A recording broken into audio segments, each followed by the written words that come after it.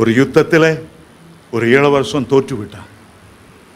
பிரதாமாய் ஜெயித்த ராஜாவிடத்திலிருந்து உயிர் பிச்சை கேட்டபோது ராஜா சொன்னான், சரியப்பா, உனக்கு நான் விடுதலை தரேன், உன்னுடைய தேசத்தை நீ மறுபடியும் போய் ஆளலாம். ஆனால் ஒரு நிபந்தனை, உன்னுடைய கையில் ஒரு டம்ளரில் நிறைந்த தண்ணியை தருவேன். 2 கிலோமீட்டர் அந்த தண்ணியை நீ வேகமாக நடந்து அந்த கரையில் என் கையில் நீ கொடுத்துட்டியா, உனக்கு விடுதலை. ஆனால் அந்த 2 கிலோமீட்டர் தூரத்திலும் உனக்கு பின்னால் 2 கொலையாளிகள் வருவாங்க. டம்ளர்ந்து ஒரு சொட்டு தண்ணி கீழே சிந்திச்சது உன் கழுத்து அப்படியே சீவப்பட்டு போயிடும் பட்டயத்தால். அவன் என்ன செய்தான்? டம்ளரை பிடித்தான், அவன் நடக்க ஆரம்பித்தான்.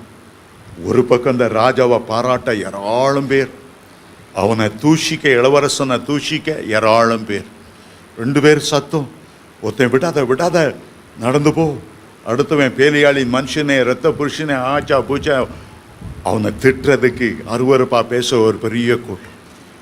ஆனால் அவன் இந்த டம்ளரை பிடிச்சான், இந்த கண்ணாடி டம்ளரை பிடிச்சான், கை நடுங்க விடலை, ஒரு சொட்டு தண்ணி கொட்டாம ரொம்ப கவனமா அந்த தண்ணீரையே பார்த்து கொண்டு கடந்து ஓடுகிறவனை போல வேகமாய் நடந்து கடைசியில் அந்த ராஜா கையில் கொடுத்தான்.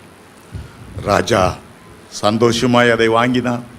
உன்னை பாராட்டினவங்களுக்கு நீ ஏதாவது வெகுமதி கொடுக்கன்னா கொடு, உன்னை தூஷித்தவங்களுக்கு ஏதாவது தண்டனை கொடுக்கன்னா கொடு.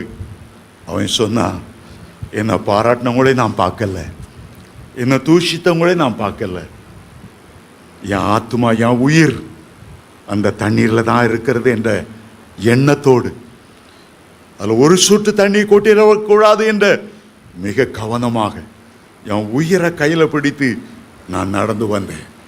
அருமையான தேவனுடைய பிள்ளைகளே, இந்த கடந்து ஓடுகிற வாழ்க்கையில் பலர் நம்மளை நிந்திக்கலாம், தூஷிக்கலாம், அவமானமாக பேசலாம். ஆனால் நம்முடைய எண்ணமெல்லாம் நம்முடைய ஆத்மாவை நாம் கடைசி வரை கொண்டு சேர்க்கணும்.